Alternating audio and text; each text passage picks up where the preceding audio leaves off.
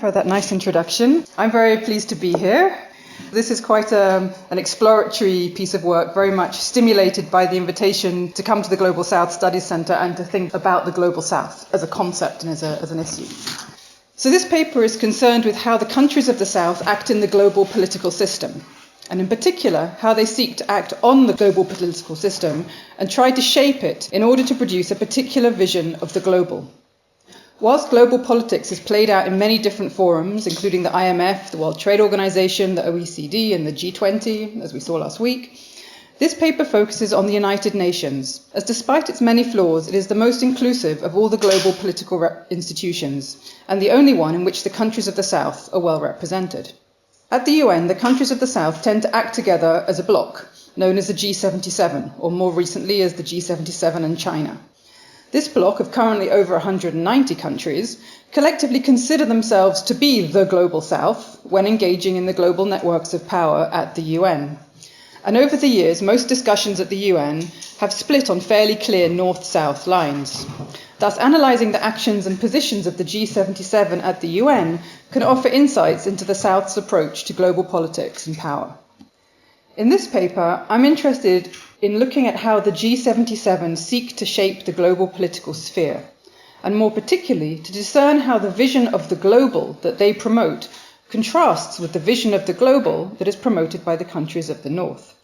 Thus, my focus in this paper is not on the micropolitics within the G77 or on the social life of negotiations at the UN, perhaps more traditionally anthropological types of topic, but rather on the nature of the world order that the countries of the South would like to bring about. Now, when anthropologists seek to understand the worldviews of people in traditional small-scale societies and the ways in which particular social and political orders are manifested and legitimized, they tend to look at myths and rituals. But when studying the worldview of the G77 at the UN and the global and social political order that they would like to bring about, it's necessary to look at policy.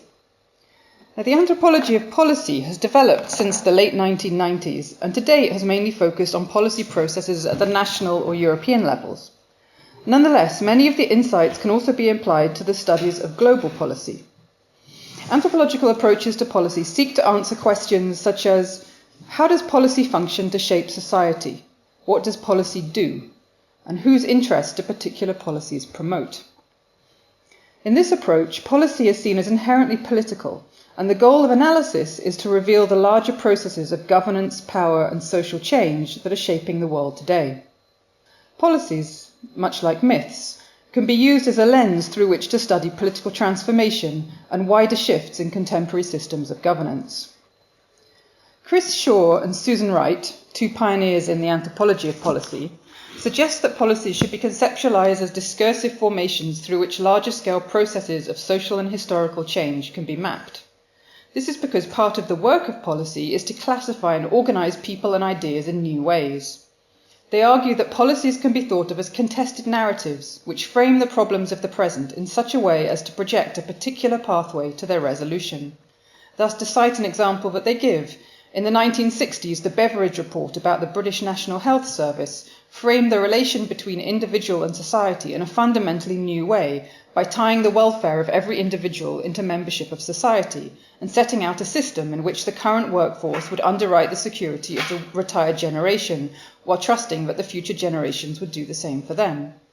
In this way, the Beveridge Report framed the space to be governed in a radically new way and thus set in motion a process of major social change. So whilst policies to some extent mirror the visions and values of society, they can also create alternative renditions of that society. Through the processes of redefining, reorganizing, and reframing, policies can provide active charters for change. It is precisely because they possess this authority to redefine issues that they are often used by governments and other institutions when they seek to act upon the world and to change it.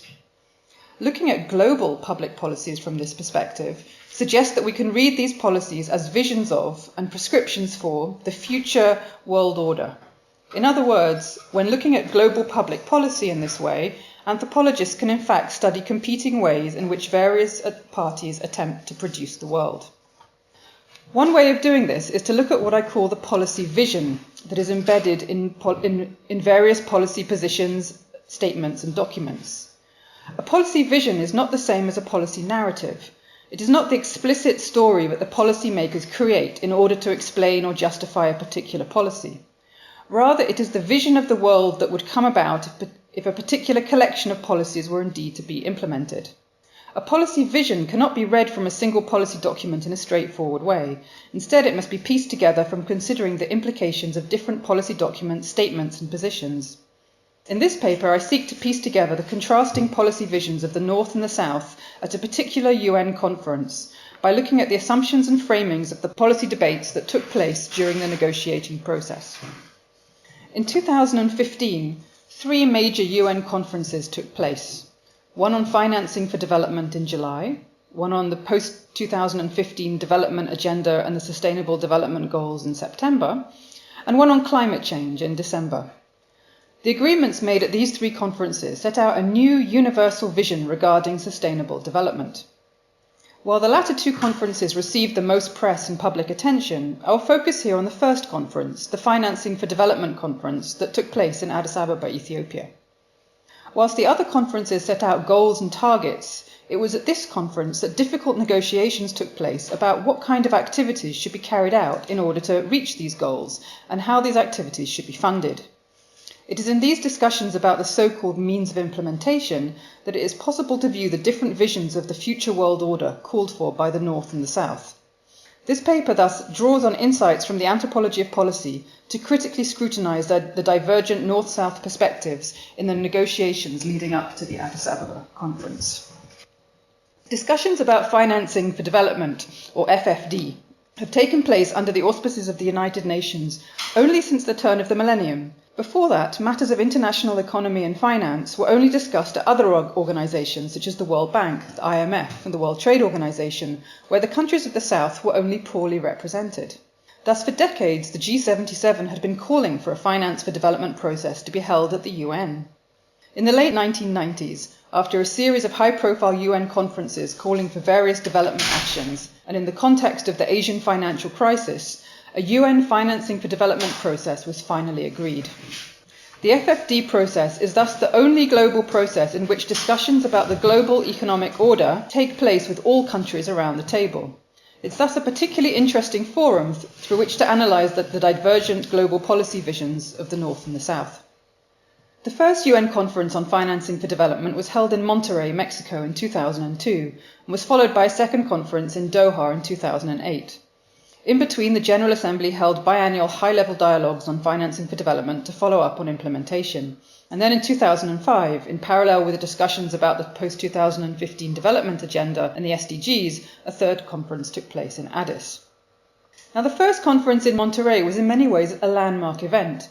Not only was it the first time that high-level discussions about global finance had taken place under the auspices of the UN, it was also the first UN conference to bring together governments, the IMF, the World Bank and the World Trade Organization, plus business and civil society to try to find shared solutions to global problems.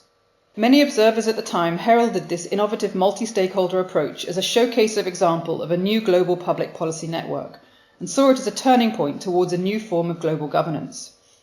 It was also unusual in that the discussions did not focus just on the traditional development topics, but also looked at more mainstream financial issues such as trade and investment, foreign debt, establishing domestic financial markets, and reforms to the international financial system.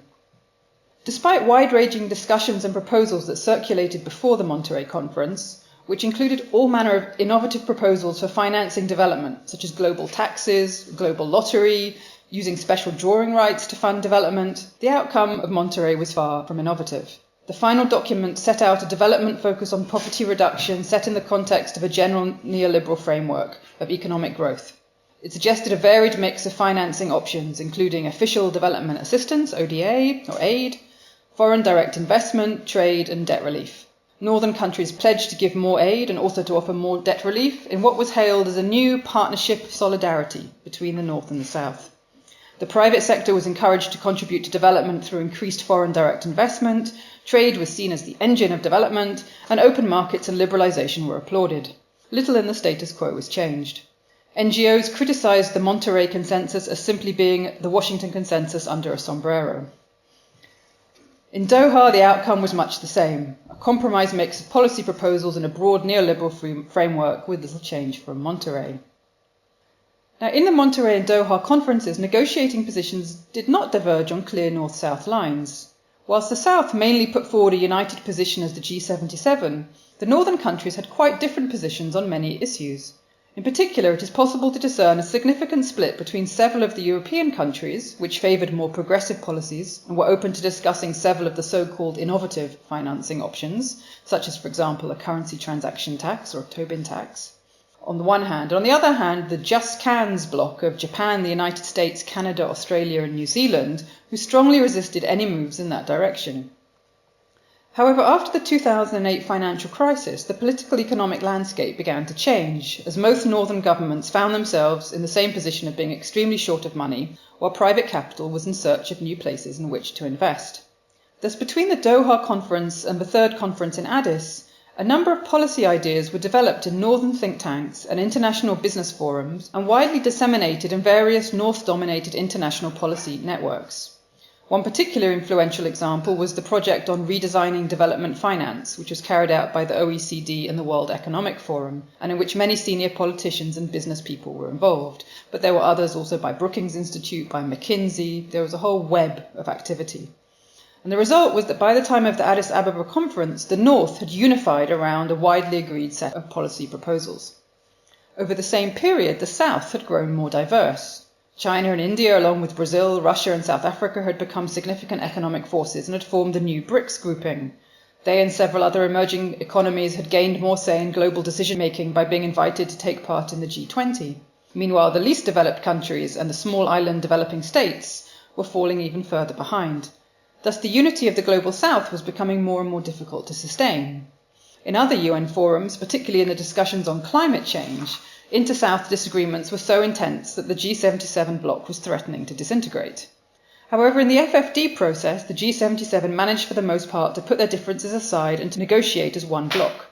Thus, at the Addis conference in 2015, for the first time in the FFD process, there was a clear north-south split and an extremely contentious battle, as we'll see, between two much more clearly defined policy positions. Now, the process for the third conference on financing for development was launched at the United Nations in New York on the 17th of October 2014. 2 rounds of discussions reviewing progress made in implementing the agreements of Monterrey and Doha and discussing new and emerging issues were then followed by drafting sessions, which took place between January and June 2015. The zero draft was produced after the first drafting session in January. There were then regional consultations and informal hearings with civil society and the business sector. The second drafting session took place in April, and the third drafting session was scheduled for a week in June. However, according to observers, these negotiations became heated and tense affairs marked by clashing positions between developed and developing countries and deep discontent over both content and process. Due to difficulties coming to agreement on a range of issues, the fairly unusual step was taken to add 3 additional drafting sessions in between the second and third drafting sessions. However, even these failed to bring all the parties to agreement. And by the end of the third additional drafting session, there were still a number of outstanding issues on which consensus could not be achieved. This led to the co-facilitators circulating a number of bridging proposals in an attempt to address the differences, and they spent the next several weeks convening non-stop informal discussions and small private meetings behind closed doors. 3 new versions of the draft document were issued during the third drafting session, but agreement could still not be reached. The session was paused and extended, and while a number of outstanding issues of apparently great sensitivity needed to be discussed at the political level. And after several more weeks of informal consultations, it still proved impossible to reach consensus, and in the end the outcome document was only finalised at the Addis conference itself. Now, the Addis conference took place between the 13th and 16th of July 2015, was attended by over 11,000 people, including heads of state, ministers and representatives from government, civil society and business. Throughout the week of the conference, the main committee met 3 times in closed meetings to try to resolve the final text. Most of the time these texts are finished way before the big meeting happens. The final outstanding issue, which was causing all the trouble, was tax. According to one observer, the G77 and China representative had revealed to them that the developing countries had decided that tax was the most important issue for them, particularly upgrading the UN Tax Committee to an intergovernmental body, and that they had taken a strategy to focus on getting a substantive outcome on this one matter above all others. The developed countries were, however, very much opposed to any kind of global tax body and were determined not to budge on this issue, hence the deadlock. The extra discussions were not very productive, and in the end the G77 and China finally had to back down and agree to a compromise. The final text included some proposals to make minor changes to the UN Tax Committee, but fell far short of upgrading it to an intergovernmental body. Why the seemingly unexciting and bureaucratic issue of changes to a tax committee at the UN should have become such a contentious issue will become clear when we look at the two conflicting policy visions of the North and the South. However, tax was of course not the only issue of disagreement. Throughout the negotiations there were also major North-South conflicts on a range of issues, including the role of the private sector, the nature of ODA, the principle of common but differentiated responsibilities, the integration or separation of climate and development issues, debt relief, and the follow-up of the financing for development process itself. In this paper, I will argue that in order to understand what was really at stake in these negotiations, we have to not focus on the minute details of each disagreement, but instead to step back and look at the two negotiating positions as whole policy visions. Analysed this way, we can see that the North and the South were in fact proposing different ways of producing the world. They were arguing for different world orders. Based on a review of publicly available documents from the drafting sessions, articles and reports produced by observers, and interviews with civil society representatives who were present in Addis during the conference, the rest of this paper seeks to bring into focus the different global policy visions of the North and the South. The world order proposed by the South is one in which separate countries have their own sovereignty and make their own decisions about the best policies and approaches to development. These countries are then embedded in a loosely connected international order in which, they argue, the rules should be democratically decided by all countries and should be based on a relationship of solidarity between the rich North and the poor South. This vision is in many respects a continuation of the vision encompassed in the new international economic order which the group tried to push in the 1970s. This vision can be seen in the statements made by the representatives of the G77 and China, the African bloc, the Community of Latin American and Caribbean States, the small island developing states, as well as by individual countries of the South. Throughout the negotiations, they continually stressed the importance of a world order in which independent national governments are in charge of the development process within their countries. In line with this, they stressed that it was fundamental that governments have enough policy space to make their own decisions about national policies. For example, in their comments at the second drafting session, the representative of the G77 and China said, "The issue of policy space for national governments must be respected. Individual member state regulations on public domestic financing must be the prerogative of national governments in accordance with their own specific needs and objectives." In line with the vision of sovereign governments in charge of the development processes within their own countries, the South also placed considerable emphasis on the need for public sector funding, and they argued repeatedly that public funding should always take precedence over private funding when it came to matters of development and poverty reduction. This vision, we can see, is what drove their negotiating positions with regard to ODA, to tax, and to debt, which I'll discuss now. They argue that ODA is vitally important for developing countries and must remain central to development financing. They criticise northern countries for not meeting the ODA commitments that they had made at previous financing for development conferences and urge them to pledge to increase their aid in the coming years. For example, in the second drafting session, the representative of the G77 and China said, "The group of 77 and China is of the firm view that ODA represents the major source of financing for the development of many developing countries, and it must target the eradication of poverty in its multiple dimensions." They also noted that in recent years the amount of ODA they receive has been decreasing, as there has been a new trend to channel ODA to humanitarian disasters and to in-country programs in the north, for example to fund refugee assistance. And they further feared that the reframing of development as sustainable development would mean that the supposedly additional funds promised for climate initiatives will in fact be taken from existing ODA budgets. Thus they argue for these things to be clearly delineated and measured. Above all, they argue that ODA is an expression of the partnership of solidarity between the North and the South, and they reiterate the need for a global partnership for development. For example, in the second drafting session, the G77 and China representative said, "The group of 77 and China calls upon developed countries to agree and commit to a new phase of international cooperation for a strengthened and scaled-up global partnership for development, which should be the centerpiece for completing the unfinished business of the MDGs and implementing the post-2015 development agenda."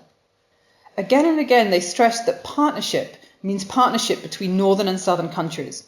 And they further argue that this partnership should be based on the Rio principle of common but differentiated responsibilities, a principle that was developed in 1992 in the context of the Rio Earth Summit, and which stipulates that whilst all countries share a common responsibility to protect the environment, this responsibility is differentiated according to the historical pressure that society had placed on the environment and the technologies and financial resources which they command.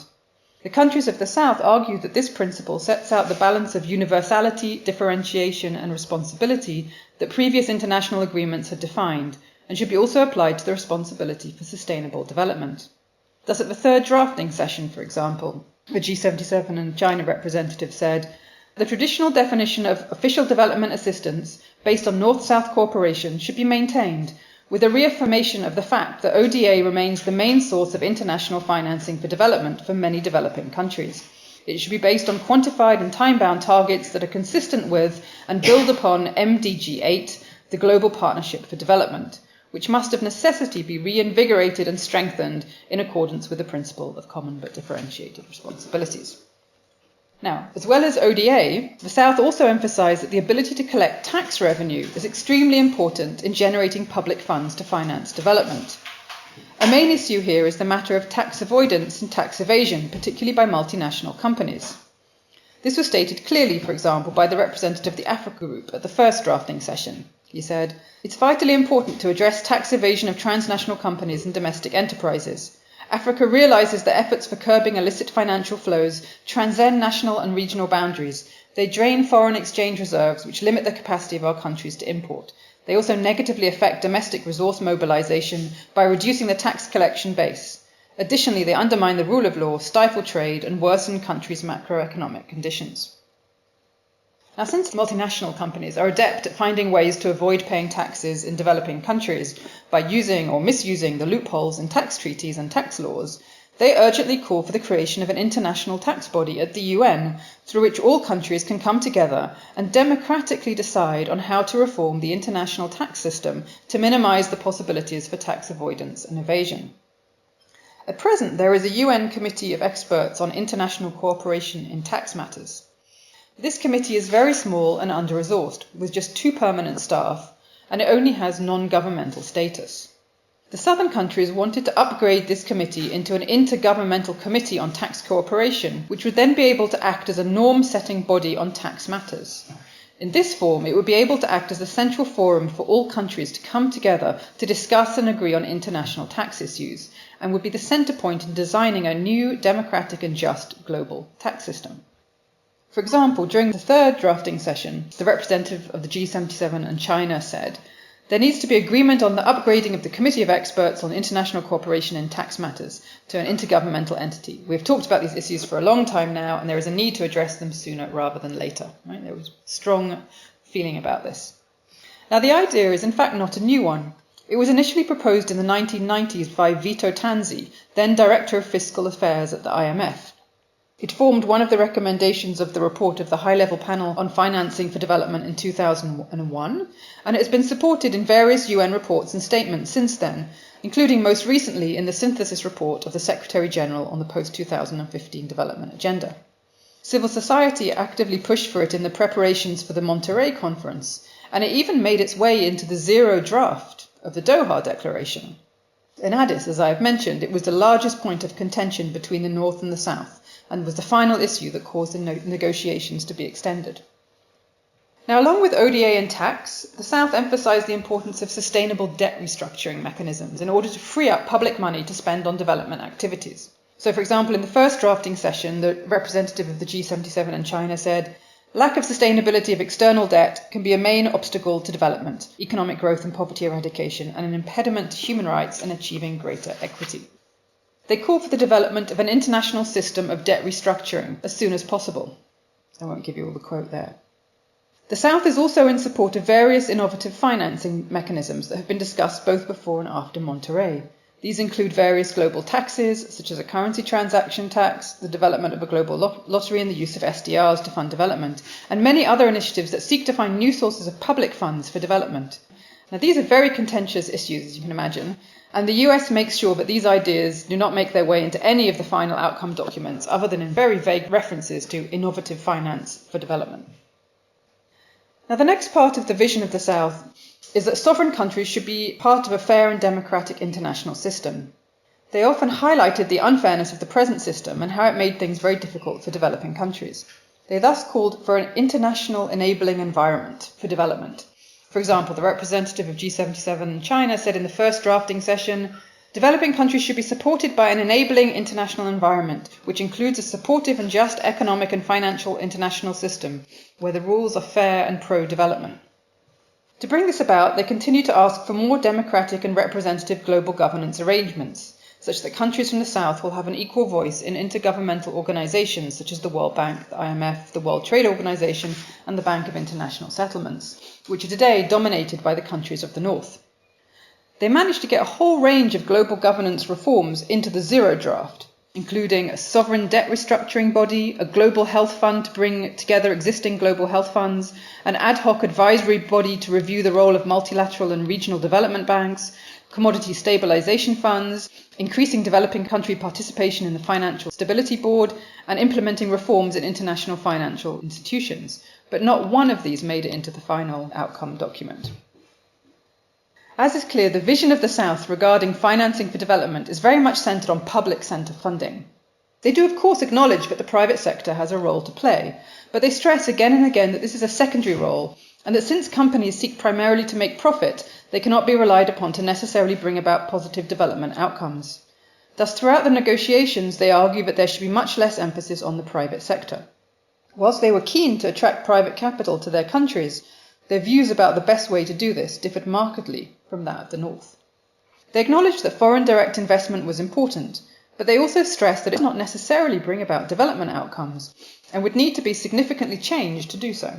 For example, in the first drafting session, the representative of the African group said, "It's equally important to highlight that achieving development outcomes must include a change in the mindset of private investors to ensure that their investment decision-making is not based on profit only, but must incorporate sustainable development needs." They also called for more regulation of transnational companies and appropriate guidelines for all forms of investment. Likewise, whilst they accepted that trade is important for development and could provide an engine for growth in developing countries, they also noted, and I quote, "This will always be elusive to the G77 and China as long as a universal, rule-based, open, non-discriminatory and equitable multilateral trading system is not agreed upon. This should also be one of the key deliverables in the Addis Abeba outcome document," which of course it wasn't. If we piece all of these different elements together, we can see that the global policy vision presented by the South is one in which sovereign states decide their own policies whilst being embedded in a loose international community which democratically makes a minimum number of global rules. Governments raise public funds from taxing business and citizens and use this to provide public services and carry out some degree of redistribution. Private capital should be attracted, be encouraged to engage in development activities and be properly regulated. In many respects, this policy vision is very familiar. It is essentially a more just and democratic version of the post-war Bretton Woods system of the 1960s, with limited economic integration, a thin layer of democratically decided global rules, state sovereignty, and national-level democracy in which governments can make various choices regarding policies and approaches. Now, in sharp contrast, the northern countries argued for a completely different way of conceptualizing international development and its financing. They repeatedly argued for a radical paradigm change and claimed that the post-2015 development agenda and the way of financing it must be something radically new. The key elements of this radical new vision, they proposed, were a move away from a north-south conceptualization of the world towards a universal vision, the bringing together of development and climate issues, and a major new role for the private sector. To give an example of the emphasis on changing approaches, here's a quote from the EU representative at the second drafting session.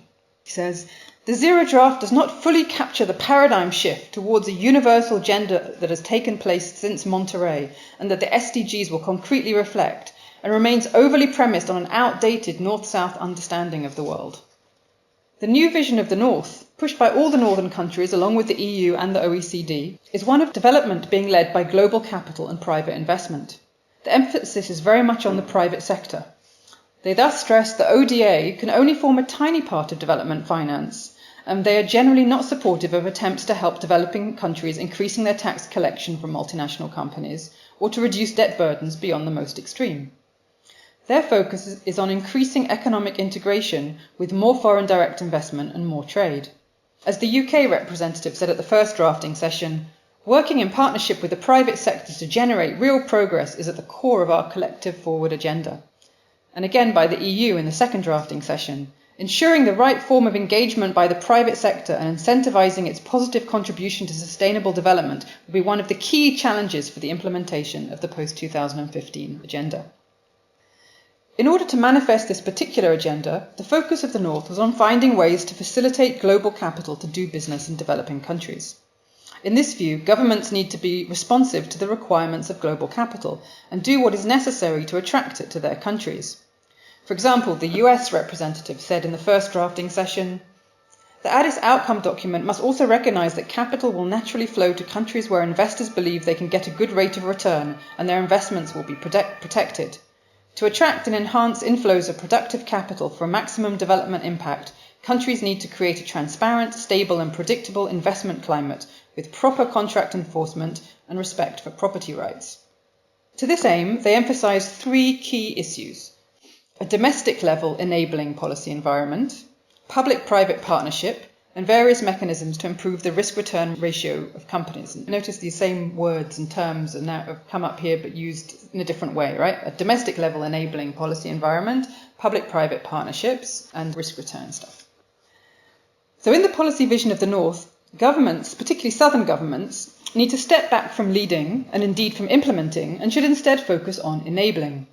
The key role of governments in their vision is to provide the right policy environment that will enable global capital to do business in southern countries.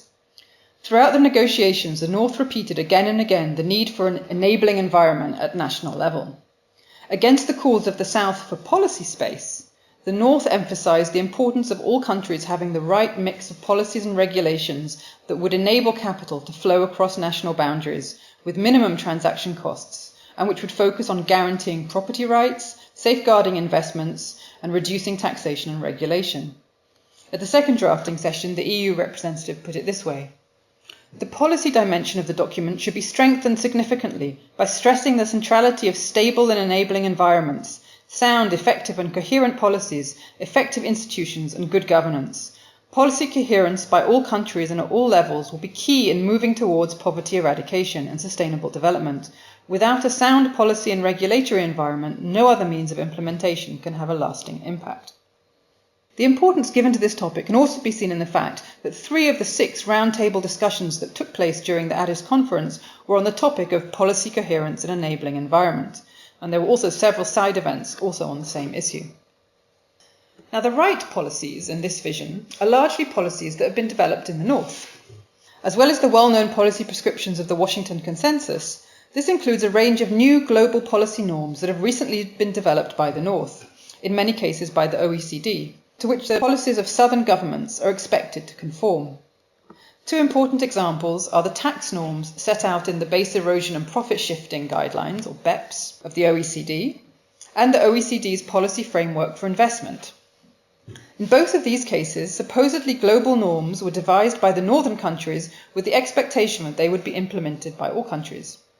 These particular policy norms were mentioned frequently in the negotiations, with the BEPS process being applauded whenever the South called to move tax negotiations to the UN. So in contrast to the South's call for inclusive and democratic rulemaking at the global level, then, the policy vision of the North calls for an order where global rules should be decided by a small group of northern countries. Along with an enabling policy environment, the North stressed the importance of public-private partnerships to facilitate private sector involvement. The US representative set out how he saw the respective roles of public and private sectors in his intervention in the first drafting sessions. He said, "Along with finance, the private sector also provides management skills, information technology, and can connect producers to value chains. In turn, the public sector supports creation of the necessary policy environment and mitigates risk." So in this vision, it's the private sector that should be implementing development activities rather than southern governments, while southern governments should concentrate on enabling policies and risk mitigation. There is a focus on infrastructure, and in particular large-scale infrastructure projects. In order to incentivize the private sector to invest in this traditionally risky area, the North sought ways to de-risk these projects so that their risk-return profile would be attractive to investors. They proposed finding projects that would generate adequate revenue streams, for example in the form of user payments or debt servicing, and then create a pipeline of such so-called bankable projects. They proposed that national governments would take on much of the risk of these investments through a range of new financial mechanisms. To this end, the North suggested that a good use of ODA, of aid, would be to finance some of these risk reduction mechanisms. Thus, along general statements that ODA is not the main mechanism to finance development and acknowledgement that its levels were declining, the North proposed that ODA be made smarter by using it to leverage private sector investments through such de-risking mechanisms. So, for example, at the first drafting session, the representative of Switzerland said, ODA will be nowhere near sufficient to finance the ambitious and universal post-2015 agenda we are all striving for. Therefore, the Addis Abeba outcome will have to show how ODA can be used in a smart way to leverage other sources of financing for sustainable development. And at the second drafting session, the OECD representative reiterated much the same thing. We are also working on making ODA smarter by promoting its strategic use to catalyze other sources of funding, including private investment, which is a critical resource for sustainable development. Throughout the negotiations, there was repeated emphasis by the North on these new forms of so-called blended finance, which they proposed were a major innovation in development financing. They effectively neutralized any previous discussion of various forms of global redistribution, which came together under the heading of innovative finance, and hijacked the term to now mean guarantees, first loss funding, and various mechanisms that blend ODA with private finance. So, for example, at the first drafting session, the representative of Canada set it out like this. Innovative financing approaches, including public-private blended finance, represent an essential part of the solution for financing development gaps. Blended finance will allow us to mobilize additional capital for development by mitigating risk. And similar thoughts again come from the EU representative at the second drafting session. We would ask the co-facilitators to balance the text on public-private and multi-stakeholder partnerships and innovative finance, including blending, guarantees, equity, and other risk-sharing instruments, to have a more holistic approach to leverage funding. Right? So they've totally changed the meaning of this innovative financing word. And they've also changed the meaning of the word partnership, because in this new vision, partnership is not a relationship of solidarity between the governments of the North and the South, but instead a business relationship between governments and companies. Thus, the global partnership for development, which is what the South was talking about, and which the previous Monterey and Doha and all the MDGs and so on talk about, is subtly transformed to become multi-stakeholder partnerships for development. Okay, it's not the same thing at all. For example, at the second drafting session, the EU representative said, we believe that the Addis outcome needs to stress the multi-stakeholder character of the global partnership, able to mobilize action by all countries and stakeholders at all levels. And again from the US, multi-stakeholder partnerships and blended financing approaches are gaining currency as the new model for support to development and should be welcomed. So in this vision of private sector finance development, the role of southern governments as providers of public services is much diminished. Thus, raising public funds is correspondingly less important. Only minimal public finance needs to be raised, according to this policy vision, in order to provide some basic kind of social protection for the very poorest in these countries. Underlying the policy narrative of a global social compact in which no one is left behind is a policy vision in which it is the poor who will be paying for the social protection of the poorest. This is because, in the vision of the North, social protection mechanisms should be funded from domestic tax revenues, with a focus on collecting taxes from citizens of their own countries. The North adamantly blocked any attempts to focus on how developing countries could stop tax avoidance by multinational companies or democratize global rulemaking regarding taxation, as we saw, and instead focused on initiatives to build the capacity of domestic tax administrations to broaden their tax base and collect more taxes from their citizens. So piecing together the elements of this policy vision, we can see that the North is trying to use the financing for development discussions to produce a new conceptualization of the global system by reframing the roles of state, society, and market, and redefining previously agreed key concepts such as partnership, aid, and development. Their policy vision emphasizes increasing international economic integration and stresses the primary role of global capital.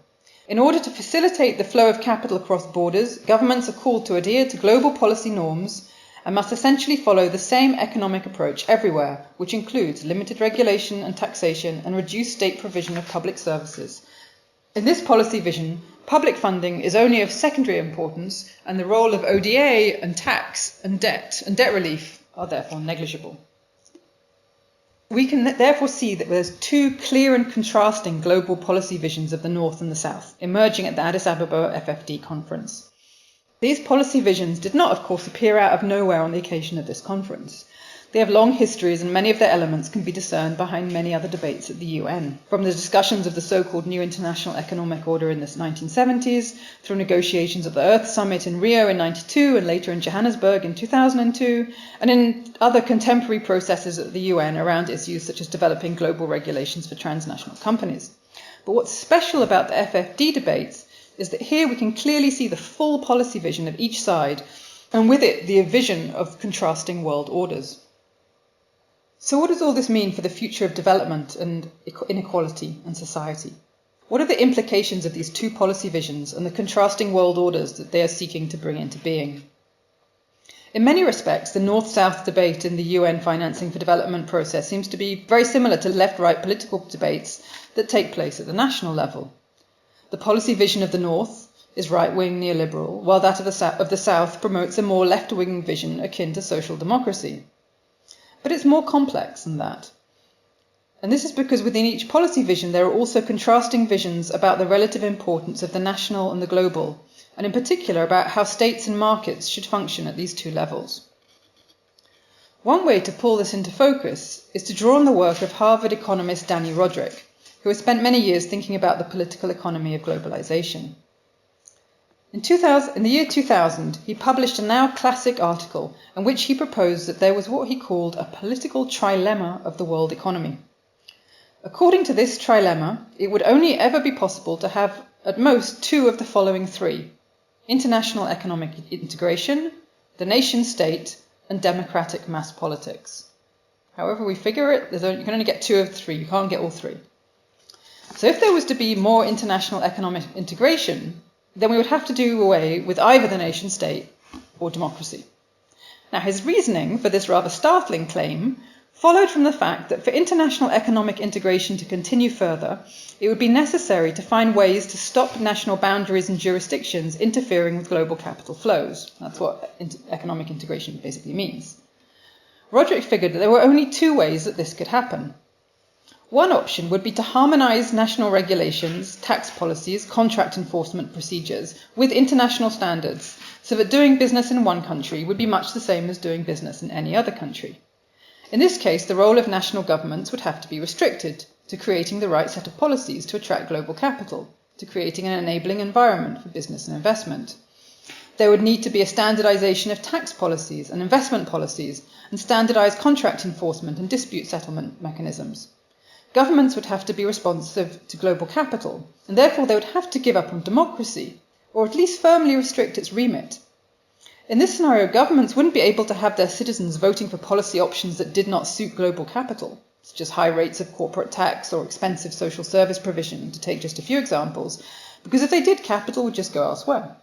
So in order to be able to make the right policies, it would be necessary to insulate large areas of economic policy making from democratic influence.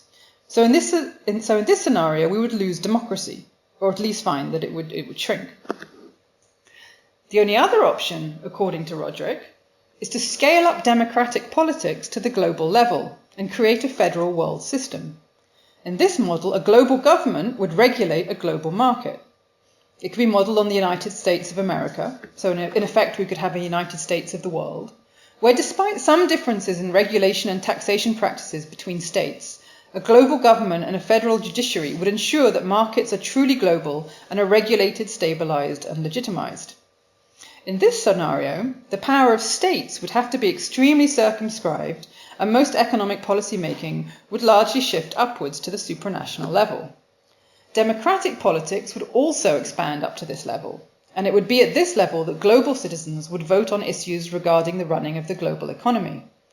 Thus, federal rates of corporate taxation or of social service provision, to take those two examples again, will be decided at the global level and applied everywhere. So in this option, we lose nation states, or at least their power and significance would be much restricted. Now, Roderick argues that if international economic integration or globalization is to continue, we'll necessarily have to choose one or other of these two paths. The only other option is to stop pursuing intense international economic integration, and instead to facilitate a much looser degree of economic integration, perhaps akin to something like the Bretton Woods order of the post-war period. In this scenario, a moderate degree of economic integration would be accompanied by a thin level of international rules, which would leave plenty of policy space for national governments to decide on their own economic approaches and to be responsive to their citizens. In this option, it's possible to have both states and democratic politics, but not globalization. Now, Roderick argues that the world economy is currently trapped in an uncomfortable zone between the three nodes of this trilemma, and that to successfully manage globalization, we need to acknowledge this situation and choose one of the paths to pursue. And I want to argue that this was in fact the discussion that was basically taking place at the Addis Abeba Financing for Development conference. The South were arguing for something very similar to Roderick's third option of nation state and democracy with only limited economic integration, while the North were arguing for something very close to his first option of the nation state and more economic integration and therefore less democracy. These outcomes were certainly not in their policy narratives, but as I've tried to show, they were in their policy visions. Now, seeing the Addis debates in this way helps to shed light on the very different world orders being proposed and the huge consequences that they have for state, society, and market relations in the global age. One path leads to de-democratization, increased inequality, and an erosion of the social contract that has characterized the post-war period. The other path tries to go backwards to the Bretton Woods era, and whilst it offers a more attractive picture of democracy and equality, it is difficult to see how growth would be driven in this scenario without increasing economic integration. And while steady-state economics may be something worth considering, it certainly was not part of the policy vision being put forward by the G77 in the South. So, to conclude, if the South wants to argue for a more left-wing global order, then perhaps they should consider Roderick's second option, economic integration along with world federation and global democracy. In this scenario, it would perhaps be possible to have both the benefits of growth and the benefits of democracy. A new kind of state-society relation could be forged at the global level, in which it is possible to imagine the payment of global taxes and the provision of global public goods, along with some degree of global redistribution, many of the so-called innovative proposals that were present in Monterey and Doha, which were not discussed at all in Addis. This would have the potential to lead to reductions in inequality within and between countries, would give southern countries a real chance for development, and could lead to a more just global society. With democracy instituted at the global level, it would also mean that straightforward left-right debates would be able to take place at the global level, and they would be able to do so in a much more representative manner, in which all citizens would be involved in the decision-making and through which legal decisions are made by majority vote rather than consensus. Whilst this scenario is not on the table for the immediate future, it is perhaps something to be considered for the longer term, as it would be a radical, yet also familiar, way to reconstitute the global, and in doing so to reformulate the relation between North and South. Thank you.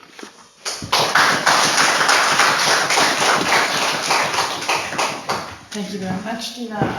I was wondering, you described how the South developed kind of this world order view, and you also mentioned that the South is, of course, it's not like one perspective only. So you mentioned that there are the BRICS countries and that it has kind of diversified. Can you elaborate maybe on possible different existing views on this world order that you perceive, like maybe focusing on the BRICS and others? Are there any differences that you could see from your material maybe? I mean, for sure there are differences between the BRICS countries and the others, or the larger emerging economies. But in these negotiations, they come together and negotiate as a bloc, right? So when all of the speeches that were made and the negotiations that were made in the drafting sessions are online and can be seen. And in most cases, individual countries don't actually say something. in most cases, the representative of the G77 says something, the EU representative says something, the OECD, and then a few other countries add in, and occasionally some of the other blocs. So there is, in this UN context, there is a bloc. In many of the other UN contexts, that's breaking down much more, as I was saying, like around the climate division argument discussions, there's much more difference between the different countries. I think if you were to drill down on specific issues, for sure there are differences, but when they negotiate as a bloc. I have two questions, quite unrelated though. The first concerns your observations post 2015. So how did the northern position change after the Brexit, Trump, and so on? A rather protectionist bias coming back into the northern policy arena, which in a way contradicts, of course, the idea of global float. Mm-hmm.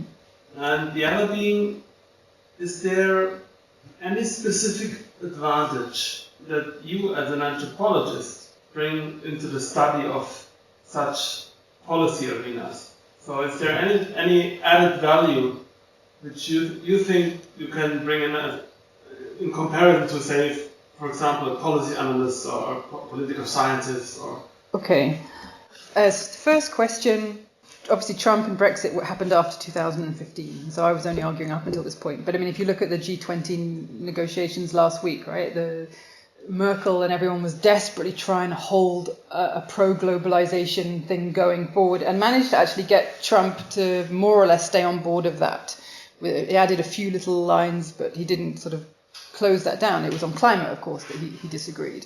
So I think, Trump and America, we have to watch what's going on there. But the rest of the North is pushing, and all of the discussions around the G20 and in the think tanks and in the engagement groups that they have beforehand was all about how do we make globalization work for people, or how do we convince people that it's working for people, right? There was no discussion of there should be something other than globalization, like quite surprisingly in a way. Okay, and then the question of what do I bring to this as an anthropologist? So I'm still trying to work that out as well. But I don't think policy analysis or a political scientist would have written anything like this. Right? So in this particular work, it's obviously not ethnography that I'm bringing. Right? And possibly in other areas it could be, but in here it's not. But I think policy analysis and political scientists, they go into the nitty-gritty of these little details, and will get into all the specifics of, okay, how would tax regulation work here and there, and way more detail than what I'm doing here. But because they're in that detail of this particular thing, or that particular thing, or that particular thing, they don't tend to step back and look at like the holistic picture. And in a way, what I'm trying to do is, when I was studying, small-scale traditional society in Ethiopia, I'm sort of looking at it holistically. I want to understand the political system, the economics, and how it all works, how kinship and economics and how it all ties up, and how inequality is constructed, and so on and so on. And so in a way, I'm trying to bring that perspective to looking at the global, which is quite difficult. And it's obviously, it's not a straightforward thing. But I think it's that and the kind of questions that I'm asking that are different. But I think in future work, it's interesting to think of what would ethnography bring, like, say, to a more big-scale version of this, right? And it's kind of not immediately clear. Like, for the analysis of this paper, I don't think ethnography would bring anything. But it would open up analyses of, for example, where do these ideas come from, and how do they all get there, right? Like, it's clear that there were these networks, and through the World Economic Forum and all these people coming together, the North managed to sort of coalesce around this whole new policy idea. And if I'd been able to follow that ethnographically, which would have taken maybe 10 years, so I'm also not sure how feasible that would have been, but it would have been able to get much more nuance on that process, on how that happens. But I think anthropologists do have something interesting to say at the global level, but perhaps we will need to work out what it is. Thank you for your presentation. And you have mentioned several times about China, so I was wondering if I fully understood your talk. But does China belong to global south or not? actually. So yeah, no, it's one funny thing that they negotiate with the G77, but they don't somehow put themselves within it. So the grouping is known as G77 and China, but essentially it is a bloc that includes China. It's a bit, but yes, basically they in this context they are part of the South. So, in your perspective, is China play more positive role or more negative in globalization, let's say, financing? Well, that's a loaded question. Well, in the context of this set of negotiations, they argue along with the G77 as the South, and the position the G77 and China puts forward, in my mind, is a position that would lead to a more just and democratic world. I'm not sure how feasible their actual position is. That's one of the issues that I have with it. It's certainly, in my mind, one that leads to a more just and democratic world than this sort of globalization, financialization, which we're already going down that path. And we see democracy being eroded, and we see inequality increasing, and they just want more and more and more of that. I think China, in other contexts, in the G20, argues more on that side, right? So it's a tricky position. But in the context of this set of debates, it placed itself with the G77. My question, let's see if I can actually ask a question. It's more a comment, because when you were describing all these policies and so on, and how several different countries were actually getting together, I couldn't stop thinking about the case of, for example, South Africa or Angola, that are extremely corrupt systems. And it doesn't really matter that they have like a general policy that aligns with other countries, because in reality, nothing of what they will say or will end up being done. Because, for example, unless that they get rid of Jacob Zuma or the Eduardo dos Santos, none of these policies are going to really be implemented in a way that will serve the general population. See what I mean? Because I have a hard time thinking in such global terms. I always think about what's going on in A, B, or C country. And I couldn't stop thinking about these two cases because I know them well.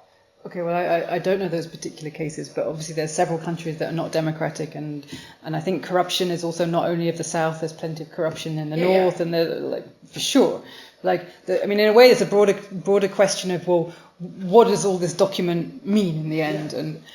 But I think it doesn't mean this is what's exactly going to happen, but it does shape the discourse, right? And particularly the model of the North, with all this private sector and public-private, it leaves the door way open for all sorts of corruption, right? For all sorts of corruption by southern governments. And to be honest, avoiding the whole issue of the UN Tax Committee is leading the way open for all sorts of corruption and basically illicit financial flows of the North as well, right? With tax havens, okay? I mean, that's all there. But I think what I was trying to look at here was the world order that's trying to be called into being by these two different groupings.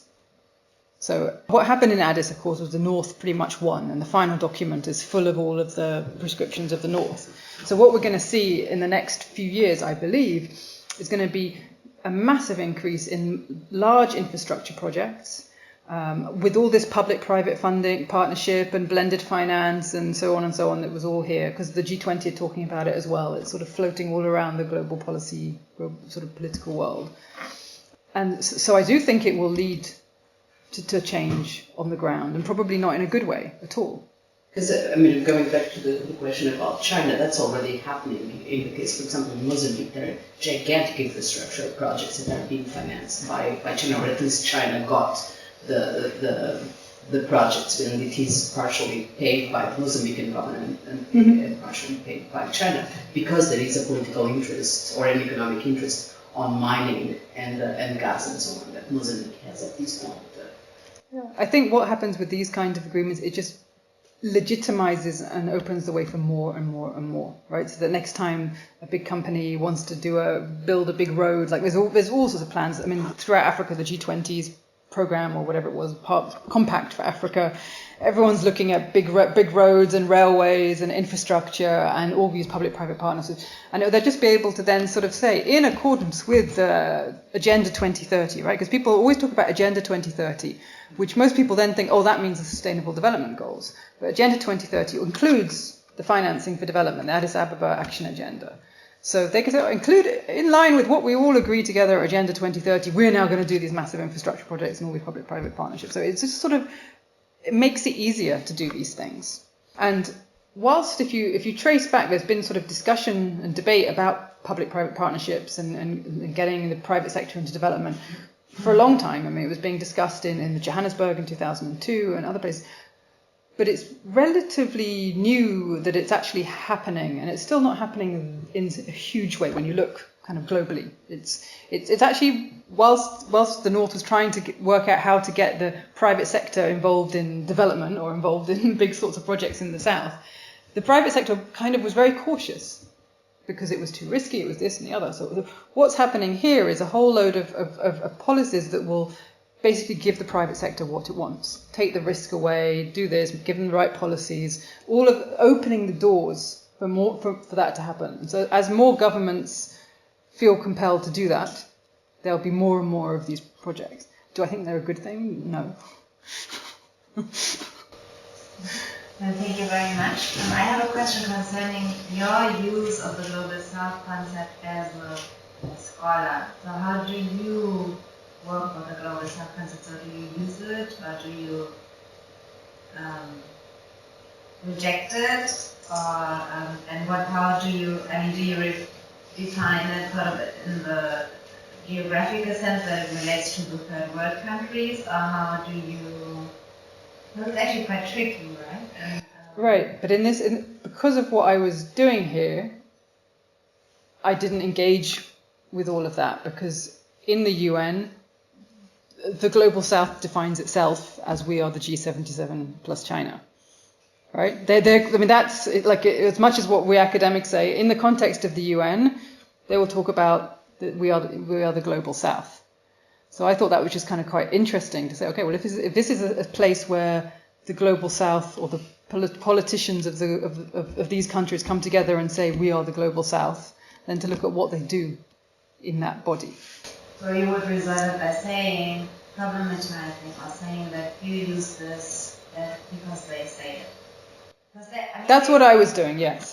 This wasn't, I think in the critique, and I think perhaps what I was trying to do by showing these different pictures of global, right, the North and the South, I actually was problematizing the global part, right? We have global North and global South. I was asking because there are obviously many definitions of global South, and also we have talked to many people from the global South who don't, who boycott the term global South because they find it highly problematic. And looking at the UN, you have exactly the elites, right? You have the elite representatives from the nations. So it's, I was just wondering, but then you just resolve it by referring to their own reference, right? In this case, yeah. And actually it's a good example because it's fairly nice and neat, right? It's not as complex as the climate issue, where... Right, and I don't want to say this is the definition of the Global South, right? In this context, this is how the Global South defines themselves. I suppose what I was trying to do, though, was problematize the global part of it, right? Because if we talk about South and North, and Global South and Global North, it's in a global system, right? And so I was trying to look at different formulations of how this global system would be, because in the global view of the South, the relation of North and South would be quite different. Yeah. One more question. Yes, I have a question and a short comment. You said that different think tanks have been playing an important role in defining the final documents, the policies, etc. Could you elaborate something more on this? And then my comment with regards to the consolidation of the position of the South with regards to this discourse of democratic, for example, global democratic tax system. If we consider the policies of different African states actually in different spheres, we can note that many countries are militarizing at the same time with regards to their defense policies or with regards to their migration policies. So processes of renationalization also taking place or have been taking place very intensely. Obviously, globalization is quite an ambiguous process or produces quite ambiguous results in the end. So maybe we should really keep critical distance to these discourses. Of course, you can, but you have your conclusions, so you can comment as well if you wish. Okay, your last question was globalization is more ambiguous and more complex. And It was actually just a comment. Right. I mean, I think, but the point, that's why I talk about global economic integration. That's what which is what many people call globalization, but many people say globalization is referring to all sorts of other things. I was talking very specifically about economic integration. Sorry for interrupting, but on a governmental level, I should have emphasized this on a governmental level, of course. Right. Yeah. Okay, but I was trying to be very careful not to talk about globalization, but to talk about global economic integration. That was the thing that I was talking about there. In terms of think tanks, so there's been a huge amount of effort in all sorts of different forums about these new kind of policy ideas, and I was tracing them back to 2011. There was the OECD DAC, the Development Advisory Committee, had their big conference in Busan, which had the OECD countries, but also had lots of businesses come, and also had NGOs and think tanks and various others. And there, if you look, there was a big shift. Up until then, the OECD DAC, which is basically the group of all the development donors, were all into aid effectiveness. How do we make aid more effective? That was mainly the discussion. And at this conference, it all changed to how do we bring the private sector in, right? And the beginning of these discussions of blended finance and public-private partnership and kind of how do we do that, that became there. And there was a massive business presence at this conference.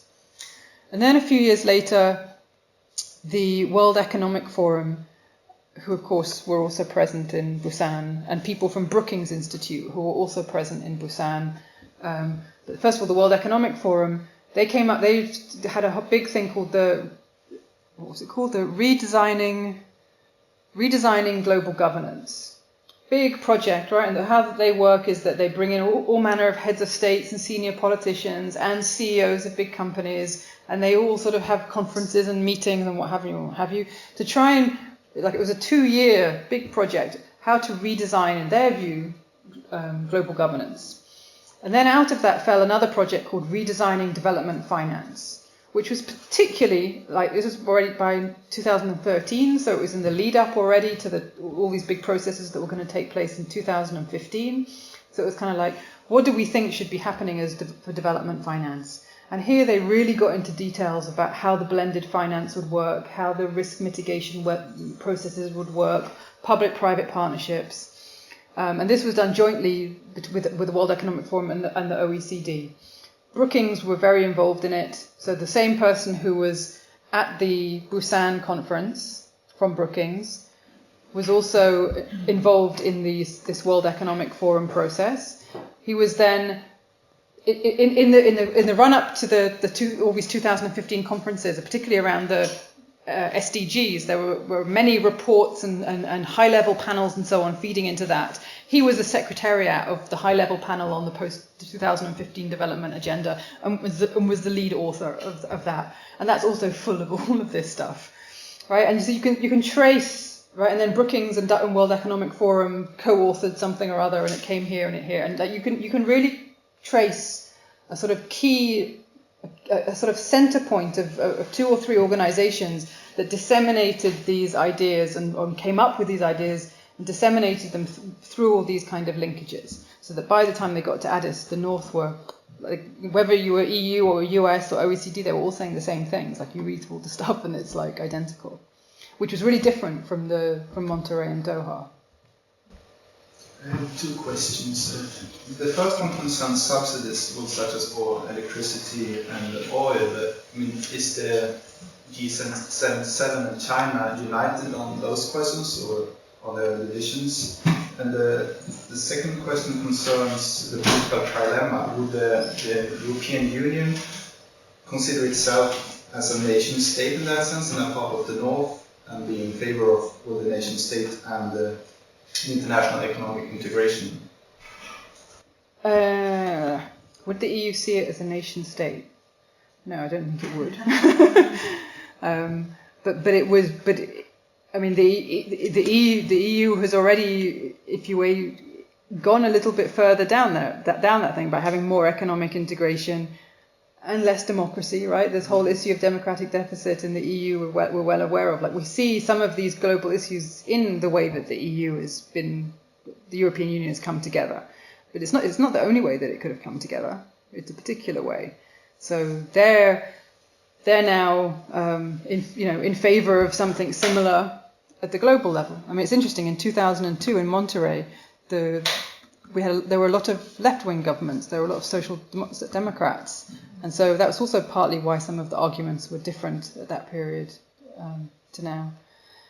In terms of subsidies, these things weren't being discussed in FFD. They were being discussed in the climate negotiations. And I think there's a huge range of issues, and the South is much more split on the climate discussions. There's time for maybe one more question, please. Or else we will move upstairs and have a bit rather informal conversations with some wine and some beer and water. So I would like to thank you very much, Dina, for a very interesting talk. I look forward to discussing this more with you, and thank you for coming. And please move upstairs with us for some drinks and conversations. Thank you very much.